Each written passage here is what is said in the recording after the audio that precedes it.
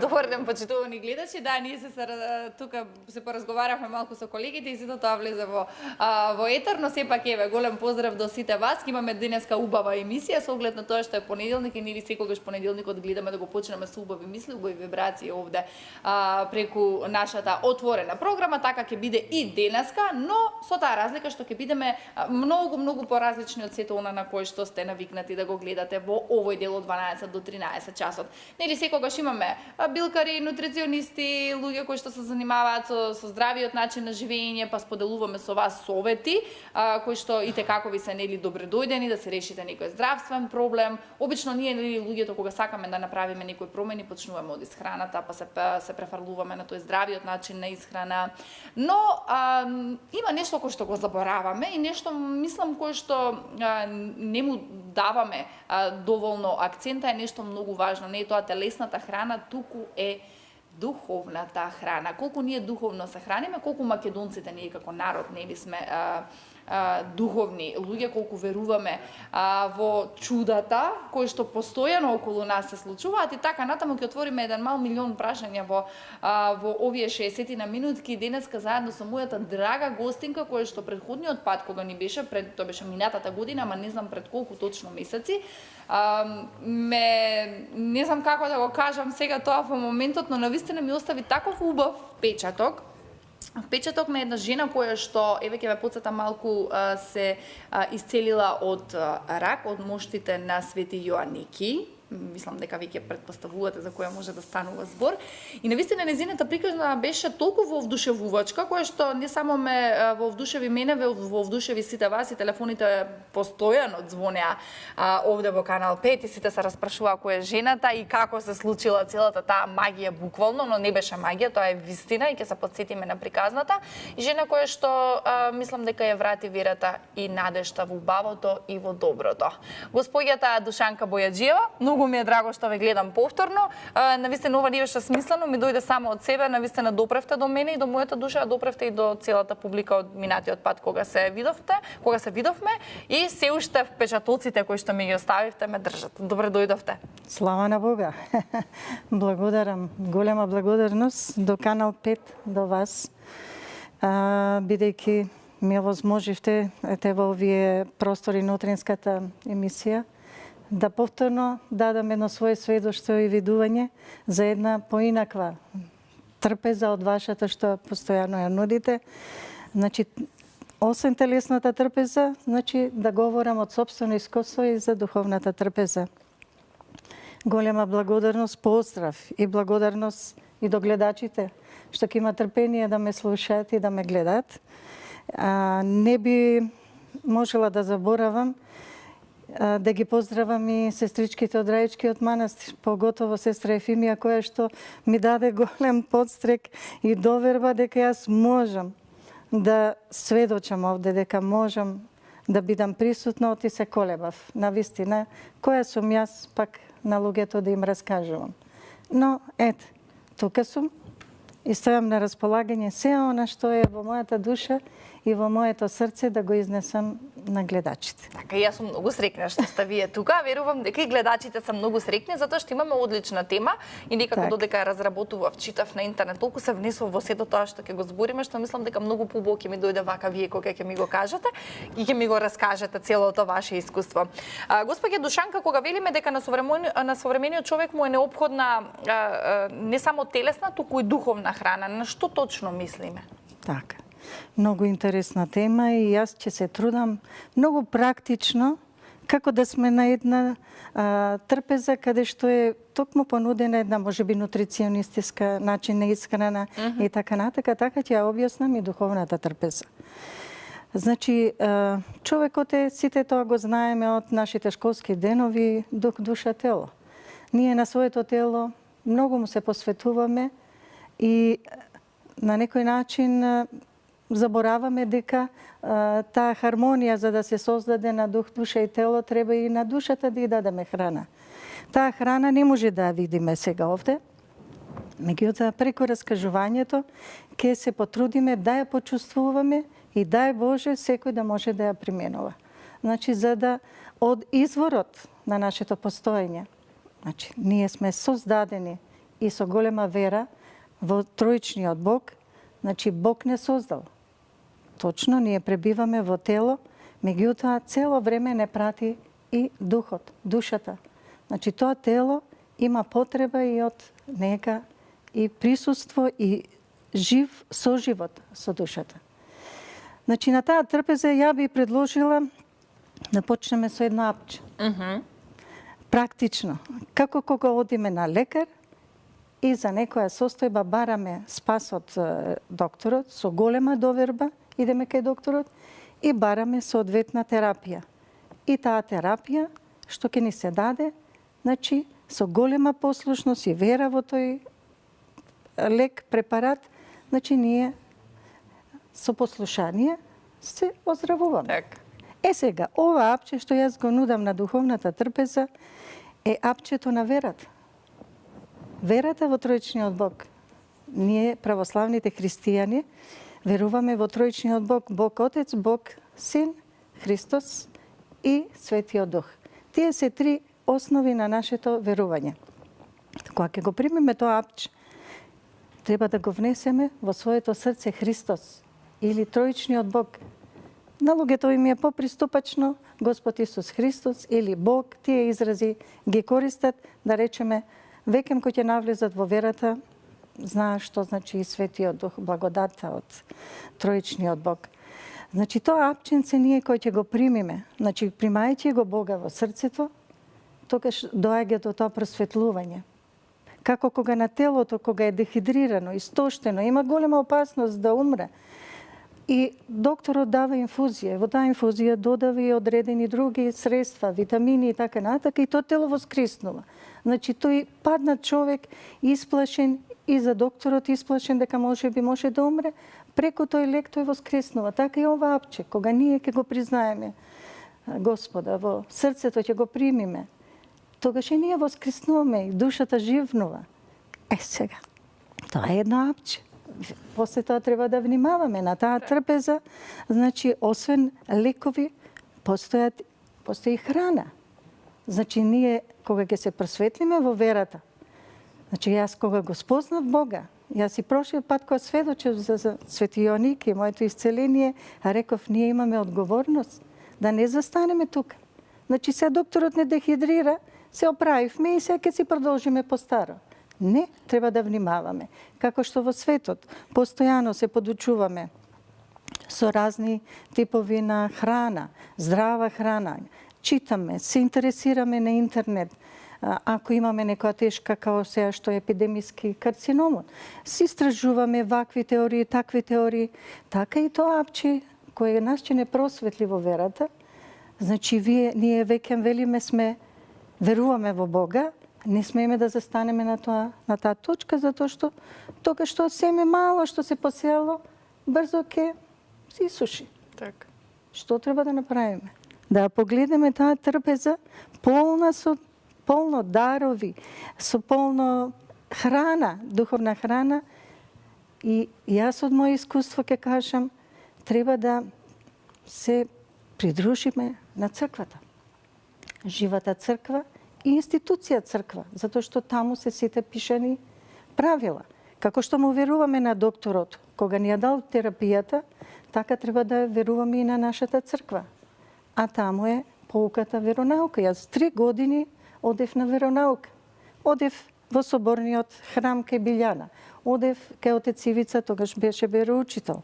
Одев кај отец Дејан во Свети Димитрија.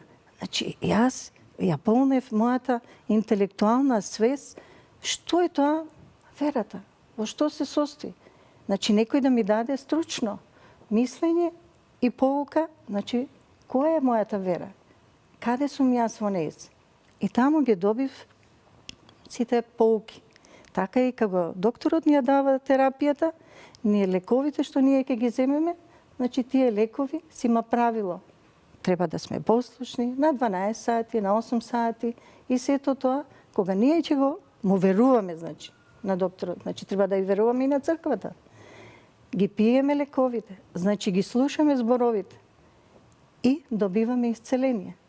Значи, ако го слушаме преданието и почнеме да го применуваме, тогаш почнува процесот на обнова во нашата душа.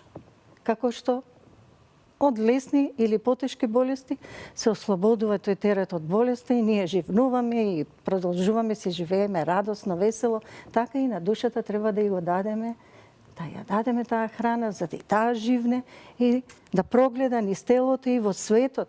Значи во тие поуки има многу убави нешта. Значи го спознаваме Словото, Библијата, Новиот Завет, Словото на апостолите, живи сведоци. Ако во Стариот Завет биле пророците, во Новиот се апостолите. Нашата вера е вера на сведоштво, за разлика од другите религии. Тоа е често разликата која што јас ја во дебата со други вероисповести ја кажувам. Нашата вера е вера на сведоштво. Значи, нашите апостоли биле дел од воплотувањето на Синот Божи, од раѓањето, од живењето со него до 33 години, додека не сме го распнали и не мора, и односно по преданието воскреснал, за да ни го даде и наследството, да ни ја даде духовната трпеза. Уште една трпеза имаме. Значи, воскреснувањето на нашиот Господ Исус Христос ни дава огромни благодети на трпезата. Значи, тука имаме живењето, значи, со црквата. Како што на телото му треба разни рекреативни действија, така и на душата и треба ослободување од теретот што го носиме со информациите што низ години и години ги примаме. Полно негативни информации се трупаат во нашата душа и најчесто немаат излез. Останува тука и нашата душа станува напочесто вознемирена, станува полна со болка, со негодување, со омраза, со љутина, со многу негативни својства што сепак се, велиме по верата, дела на нечестивиот, на ѓаволот. Се што е љубов, све што е трпение, све што е милосрдност, све што е нешто од светлината, од топлината е од Бога. И тука и треба да ги разликуваме действијата од храната што ја конзумираме, затоа што, на жалост, се конзумира и храна од нечестивиот, понудена преку бајачи, гатачи и така натака, други луѓе кои што, на жалост, и не знаејки, се слуги на ѓаволот. Да оставиме таа тема, да одиме на она доброто. Значи да го препознаеме, да препознаеме добрата духовна трпеза. Значи со нашето раѓање како православни христијани, ние се крштеваме, со миропомазание и крштение го добиваме печатот на нашата вера. Значи таму сме негде веќе бележани, регистрирани. Значи чедото Јелена е крстено и при Бога е приспоено. Се до воспитание и до растот, да во твоето срце и расте и остане таа вера дека јас сум чедо на мојот Бог и дека треба да внимавам. Како што треба да внимавам према почита кон моите родители, кон почита на моите блиски пријатели, кон почита на моите претпоставени, на мојот сопруг, на деца и така натака, нели, една животна сторија на една особа. Значи, Јелена добива свој ангел чувар на крштение. Значи, ние имаме невидливо човек кој што се грижи, дух кој што се грижи за нас и за нашите патишта. И постојано она опоменува. Ако отпаднеме од верувањето, ако тоа семе што ни е дадено во срцето, го затемниме, го замрачиме со разни страсти, со разни порочни живења, едноставно живееме само по тело, а не по дух, онда е голем проблем, ќе дојде и до големи кризи, до болести. Тоа е она што пак преносно Бог не опоменува. Бог е љубов, никош не казнува. Никош од кај него нема болка. Он заради нашето заробеништво, значи отпадништво од верата, ни дава опомени. Од таму доаѓаат, на жалост, и многу болести. Така е, јас верувам и мојата болест, по некоја мој голем грев дошла. И фала му и слава му на Бога, кога јас сведочев за исцелението од Светиот Ники, јас од тој момент, кога се видов во текот на наредните 3 години толку многу здрава и толку многу силна, да никогаш нема да дозволам да повеќе паднам во својата огревовена природа и почнав да работам на себе.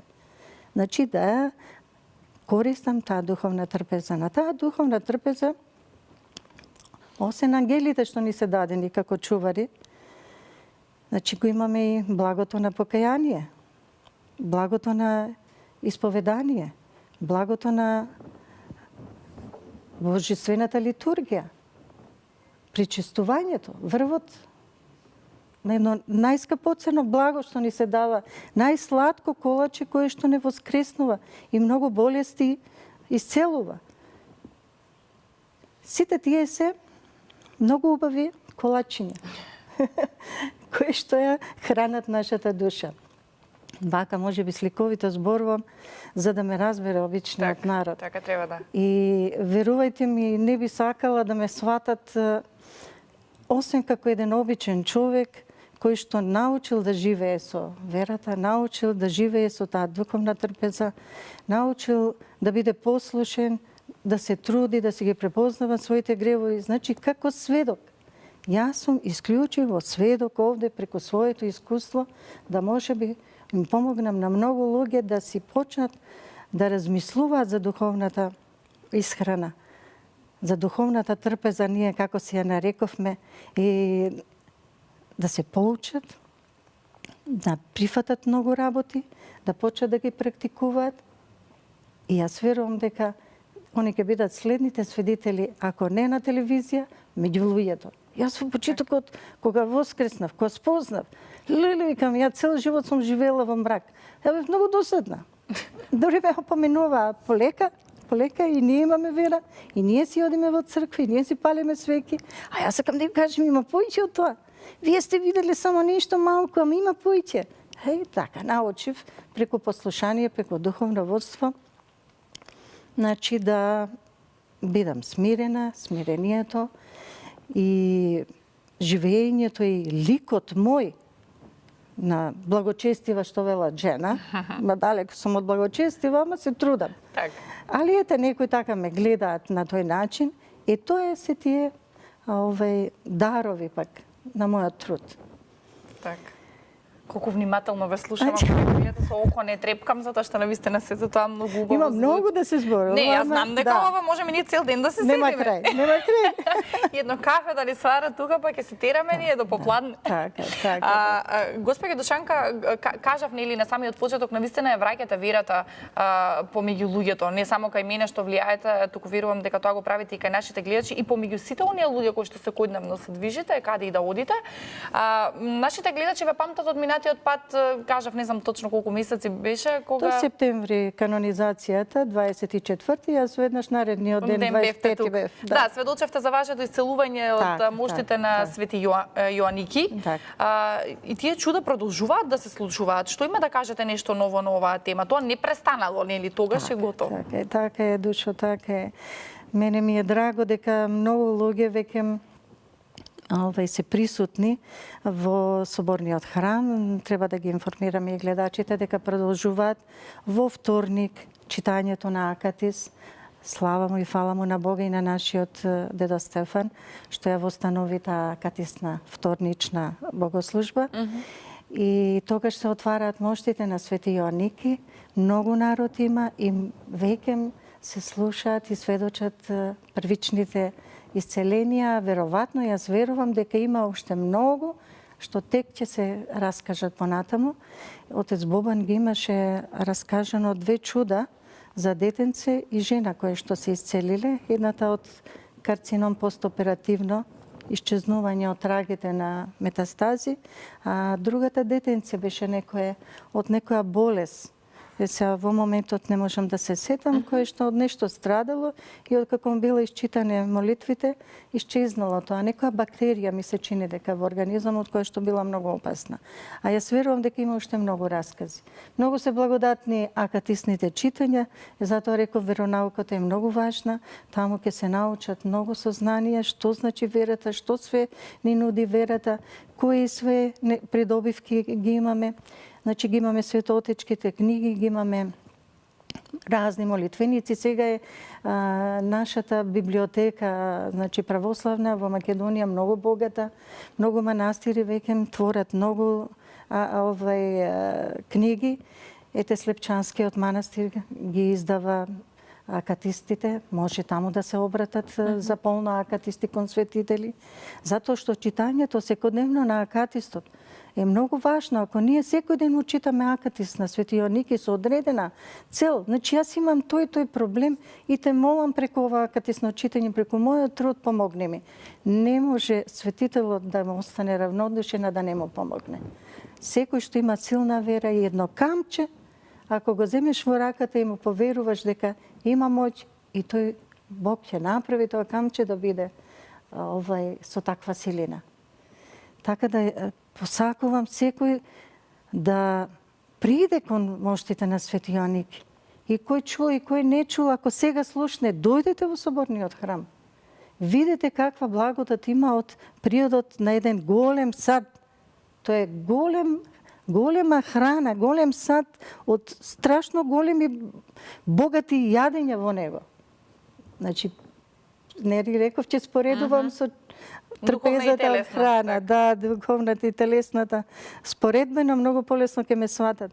Голема е помошта. Бидејќи нашата вера е вера на каде што Бог е Бог на живите. Значи, ние не умираме, живи сме во овој свет, само се упокојуваме и во тие наднаравни простори, Божите, небесните простори, ние сме живи. И затоа оттаму ни се јавуваат многу светители, како богати духовни садови, за да ни помагаат. Ја верувам дека има многу луѓе кои што тоа го знаат, затоа е голема почита кон многу наши светители.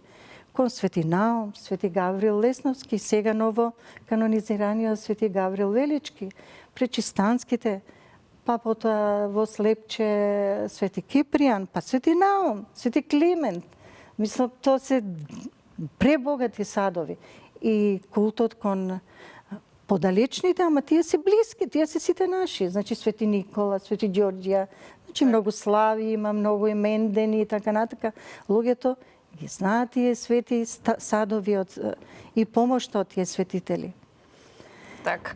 Јас би сакала во продолжение да поразговараме веќе кога сме кај светителите за една светителка, тоа е Свети Ксенија Петроградска, која што е руска светителка, но сите во целиот православен свет ја и укажуваат чест и посебна восхит затоа што нејзината приказна сама по себе е нели посебно интересна, па би сакала малку да почнеме да навлеземе во тоа која е Ксенија Петроградска и зошто е толку посебна, зошто е светителка на светителките. Так.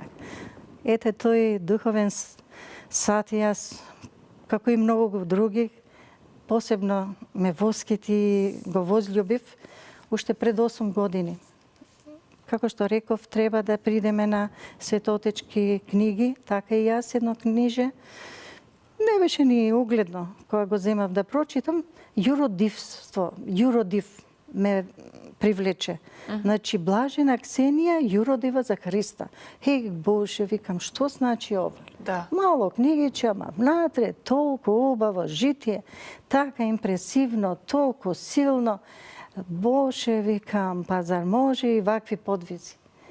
И затоа, од тогаш, кога таа допре во моето срце, кога почнав да и се молам, и го направивме првиот молебен пред 8 години, по основ на житието и тоа искуството што беше пренесено во книгичката. Сега ми било драго на гледачите да им го појаснам јуродивството што значи. Так.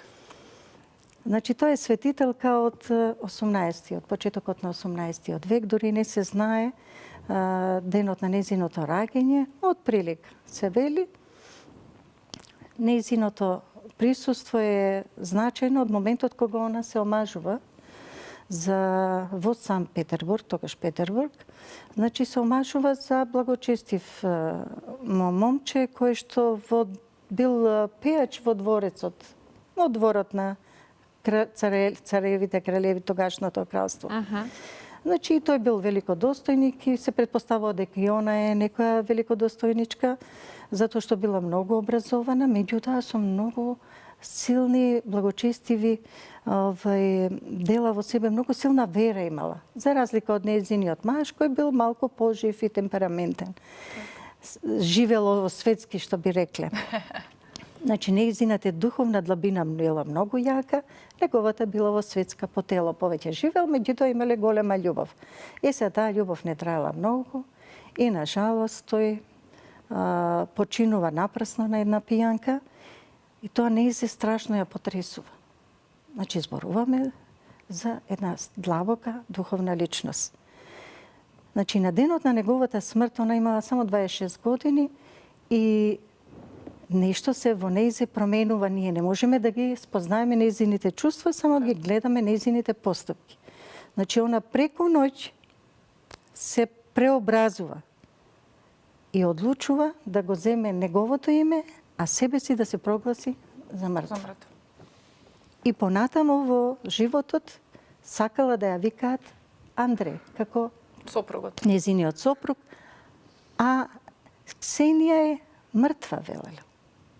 Јас сум Андре. Значи, го земала неговото име, се облекла во неговата облика и на самиот ден на погребот била необична за сите, меѓутоа се гледа дека била истрајна во тоа што имала намера да го направи, а останатите соблазнети и едноставно помислиле дека она полудела. Значи, после погребот, имотот го раздава на сиромашни, куќата само ја на својата најблиска пријателка ја подарува и ја снемува 8 години. За нејзе ништо не се знае во текот на тие 8 години. После 8 години се враќа и ја догледуваат во сиромашните квартови како се движи целата така во дројници, со полуоблечена, полуискината и надворешно кој ќе ја погледнеш, таа изгледала една обична, простичка жена од народот и дури необична и сите ја третирале како малку луда. Дури и се ругале и знаеле и неубави моменти, зборови да ја кажат, меѓутоа она имала такво смирение да се истрпувала со љубов. И сега, во тие моменти кога луѓето почуваат да гледаат и да се подсетуваат дека е таа Ксенија што од времењата се случиле тие настани, кога се обраќале, значи она и понатаму издржувала со таа своја убеденост, јас Ксенија е мртва, јас сум Андре. Почеле да ја пратат затоа што она сепак, за разлика од другите обични просјаци, покажувала една натрешна благодат и духовност. Пример, кој ќе примела од некој дуќан на храна, не примала од секаде. Она си бирала од благочестиви луѓе да прими дар. Како што викаме ние, нели, на просекот да му подадеме храна, да му подадеме пари и така натака. Jer ona не просела. Они од сожаление и нуделе. Изимала од дуќани за кои сметала дека го држат благочестиви луѓе. И тие приметувале дека кога ќе даделе храна, дуќанот тој ден имала многу голема продажба. Ако детенце пришло со мајка и она го мило погледнала и му пуштала некој благослов, тоа детенце ако имало некоја болест или некоја состојба, живнувало. Почеле мајките да приметуваат дека благословот од таа питачка не е обичен благослов, дека нешто има исцелително во незините зборови. Иако, како Јуро Дева, често на необичен начин им се одбраќала на луѓето, кога имала воопшто потреба да контактира, на необичен јазик, преку шега, досетка, не она нормален разговор. Малку по малку почеле да ја приметуваат дека не е обична просјакиња, не е обичен човек. И од љубопитство, заедно со полицијата почеле да ја пратат каде она движи, каде спие. Пошто секогаш во вечерните сати се повлекувала. Не преспивала нигде во градот, никој не ја гледал во градот. И една вечер, значи пратејќи ја, сватиле дека она престојува во ливадите. Таму, меѓутоа, цела ноќ била на коленици, се молела до изгреј сонце. И дори од време на време правила поклони на сите 4 страни, длабоки поклони. Значи, она цела вечер била во молитва. Така луѓето, следејќи ја, сватиле дека се работи за необична молитвеничка. И почнале полека да ја веруваат и да ја приоѓаат, да параат помош од незе. Има случај што е во житието наведен, а тоа е на смоленските гробишта, каде што е и она потоцна закопана, а јас имав прилика и да се поклонам на гробот. Так. Во тие времења се градела црква и многу им било мачно на зидарите, оти по скелиња требале да качуваат цигли. И она, за да им помогне, навечер, без да знаат, се измачувала, се искачувала и сабајле кој ќе дојделе мајсторите, сите цигли што требало да ги вградат тој ден биле веќе наместени на скелињата и им било чудно кој тоа го прави. И они една вечер демнеле и да видат кој е тоа. Будно пазеле од страна и виделе дека е тоа таа питачка просјакиња и сватиле дека не е обичен човек и така почела преобразбата на свеста кај луѓето дека необична и ние во денешно време го имаме изразот јуродива за Христа, сватиле дека се работи за една испосничка, верничка, со силна моќ, со силен дух во себе и со исцелителна мој дар од Бога. А она јуродивството го зима како Христа да го ставила во себе, ставајќи го во своето срце, умирајќи за светот со Христа во себе, со таа жар и со таа топлина, она можела да ги издржи гладта, студот. Може да замислиме какви се тие студови во Русија. А она била боса. Ногите биле целите црвени, модри, потечени. Ама тоа не е сметало. Која е болест да дошла, не ја вознемирувала. Со таа жар, со Христа во срцето, она ги надминувала сите тие проблеми и 45 години поживеала во тој подвиг. Значи не го сменила начинот на живот. Многу малку јадела и ако и дале храна, она веднаш го давала на сиромашни. Ако дозволувала да ја дадат некоја копејка, нали копејката не за себе, веднаш одела ја давала на сиромашни. За себе не сакала ништо. Кажете ми, што е тоа што... Да, ова е преубаво приказна, да, јас затоа велам не додека истражував, но вистина имаше толку многу податоци, толку многу убаво сликовито објаснато, тоа се зачиташ, цел ден да читаш. Кажете ми, што е тоа што вас посебно приврза кон неа, затоа што и така кажавте дека сте се и поклониле на нејзиниот гроб, сте биле таму? Кој е тој момент кој што ве поврза со светителката? Брзината на реакција од днес. По молитвите. Значи, јас почнав да и се молам, да правам принос на молебен. И почувствував дека она за што се молам, а многу помага за работа. Ако имаш потреба од работа, ако и читаш молитви и се обрекеш за некој проблем, за работа, за проблеми за пари, за проблеми за живот, за стан, да дојдеш до место на живење, за алкохолизам, за проблеми во семејството, за деца. Јас го почувствував тој поврат. Она веднаш ми даде сигнали дека ме услишала и ми благослови јас да одам и да и се поклонам на нејзиниот гроб. Така, имаме и фотографии од тоа патување. Еве, да, веќе одат во моментот. Кога бевте таму? Па 2016 година, заедно со српска група, ние немавме овдека... Од Македонија? Да, има, меѓутоа многу ретко се организираат. И... Ова е таа... Да, ова е. Или како така е, таа е капелата над гробот нејзин. Значи, внатре е нејзиниот гроб. Таа не е откопана. Значи, само е над нејзиниот гроб направена капела и тука се секој дневно по стотици молебени прават за кон незе за спасение од илјадници и милиони луѓе низ 2 века, значи дошле на незиниот гроб да се помолат. А и од далечина има можност со писма поштански да и се прати писмо до тие што богослужат во капелата незина и они се молат за нив и на далечина помага. Има многу сведоштва ако ги пратевте, има многу сведоштва, значи и оддалеко кои се помолиме да ја почувствуваме молитвата. Лани една сестричка ме подсети од Куманова или Савета, ми каже случајот за незиниот сопруг. Очекувал работа и се плашил дали ќе ја добие работата и во еден момент она му вели па земи, прочите го акатицот на Света Ксенија.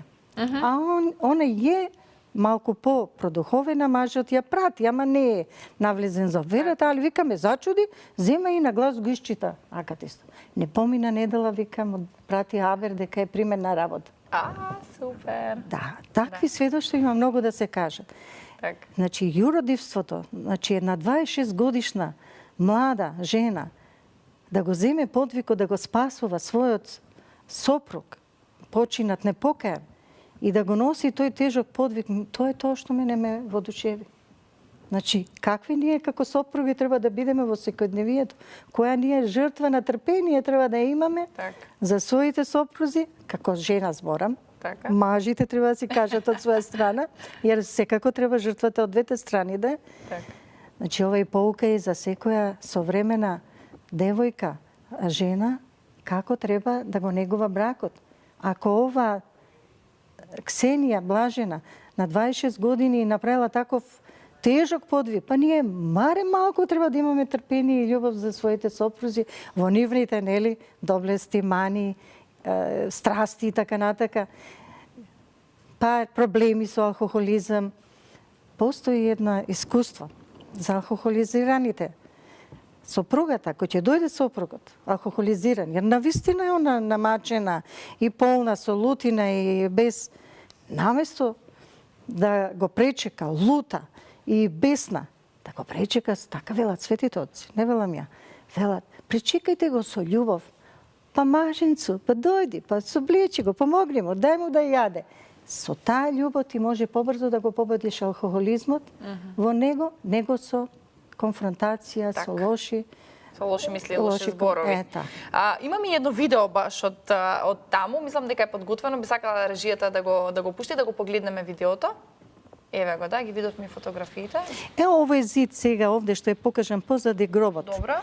Јас го читав во житието дека најчесто тука, бидејќи е многу голема гужва во храмот, не може секој да влезе и нема време да се помоли. Ете во тоа ќе јас се пикнав и тука по житието и по сведоштвата што ги читав, јас имав прилика тука да застанем и во солзи, да и се молам, да го раскажувам мојот живот, па тоа такво умиление, таква благодат имав. Не можам да ви опишам, а тоа и моите сопатнички го доживеава. Сите се залепивме со носоите за зидот и сите плачевме на глас и ги се молевме. Верувате, многу работи се сменија. Јас имам 3 керки, 3 сина као зетовци, имам 4 внуци, па тоа е цело село весело. Значи со многу настани, нели, ние сме како едно разбуркано море, кога е мирно е, кога е таласасто, кога е бура. Значи, светителите многу ми помага. Секој има некоја своја улога за што му се молам. Значи, колка е мојата духовна трпеза, па јас ви ја нудам. На сите гледачи им ја нудам да ја користат. Нема ништо поубаво од таа трпеза и затоа почнав да ја чествувам. И ми се придружија, фала му и слава му на Бога, отец Горан прв пат во Свети Ѓорѓе и неколку години заедно со него. Потоа отец Бобан од Свети Никола, заедно со братството од Пресвета Богородица, благодарност за отец Трајче, Еви и Вечерва, тие брајка наши мили драги, ќе ни направат богата духовна трпеза во чест и слава во предвечерието на Света Ксенија Петроградска. Во 17:30 започнува богослужбата. Оваа година ќе имаме само вечерна со читање на Акатис и потоа ќе имаме принос на петолебијата. Петолебијата секој верник си ги носи со имиња запишани, со одредена молитва. Меѓутоа, целиот чин Значи целата таа трпеза. Присуството наше со особни молитви кон незе, нека веруваат дека она е тука и ќе ги услиша нивните молитви. Тоа е покана од отворен карактер, така секој може да дојде? Секој. Так. А кажете ми, од кога ние верниците во Македонија почна, општо верниците во Македонија, од кога почна да го чествуваат незиниот спомен? Еве кажав, 2010 година беше првиот молебен во Свети Ѓорѓија. Да, беше скромно, ама многу благодатно и сите беа благодарни што јас воопшто сум иницирала. Тоа е мој личен принос кон светителката, благодарност за све она што пробудила она во мојата душа. Так. Здравица. Ако сме на богата телесна трпеза, на крајот од трпезата, среќни и задоволни сме се собрале семејство, значи задоволни од таа трпеза, од убавата храна, од квалитетната храна на домаќинката, на крај сите сакаме или во меѓувреме да направиме една здравица, да му благодариме на приносот на трпезата, така и на оваа духовна трпеза. Ние треба да сме благодарни на Бога што ги имаме сите тие убави плодови и садови, што ги имаме тие светители, што се живи, иако невидливи за нашите очи, али видливи за нашето срце и по делата, ќе ги почувствуваме и во нашето секојдневие. Така, да подсетиме вечерва од 17 часот и 30 минути? Така, каде во точно? Пресвета Богородица, рождество на Богородица, од другата страна во центарот на градот, другата страна на Вардар. Нека повелат, нека едноставно земат учество, нека чујат, нека набават акатис, ако немаат каде, може да се обратат до Слепчанскиот манастир, они ги имаат и акатисти. Не знам дали уште има житие на македонски јазик, меѓутоа на интернет ќе најдат многу од страна на браќата Срби, они се малку побогати пред нас.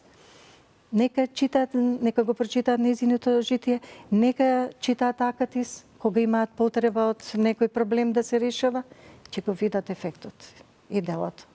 Да, токму така. Ние мислам дека ги погледнавме оние фотографии од минатата богослужба, мислам дека беше тоа. Да, тоа е лани. Само да ги свртаме фотографиите од минатата година, да. Ова е Свети Никола во аеродром.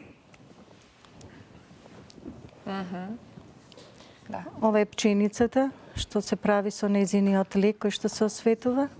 Миропомазание со елечето, маслото што го донесовме од гробот, од незиното место. Ова е иконата. Еве ги петолебијата, приносот на лепчиња. Значи, ова е во Свети Никола, благодарение на отците. Ова е фотографија на првото чествување на споменот во Пресвета Богородица. Таа мала група бевме и сакавме да ја овековечиме.